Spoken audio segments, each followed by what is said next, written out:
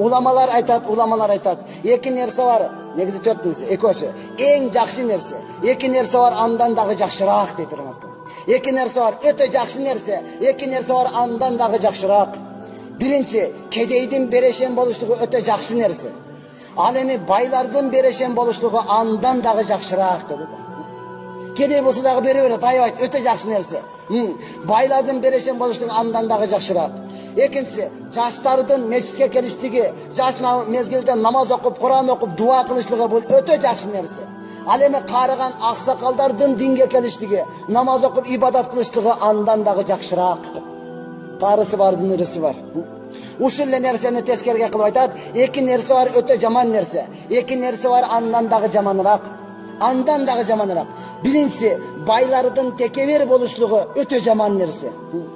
Өтө жаман нерсе. Кедейдин текебер болушлугу андан дагы жаманыраак деди.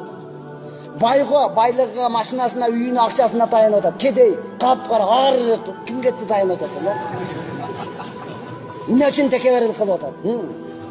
Өтө жаман, эч кимге жакпай турган нерсе. Жаштардын бузулуштугу, жаш кезинде кыздарга барып, жаш кезинде компьютерге барып, жаш мезгилде ичип, бузулуштугу өтө жаман нерсе.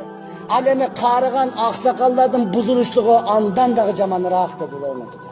Андан дагы жаман. Мына кимдин келинникен деп турган болсо, аксакал карыдыңыз го, карыга менен жүрөп жашта дейт турган болсо, бул эч кимге жакпай турган нерсе деп турган.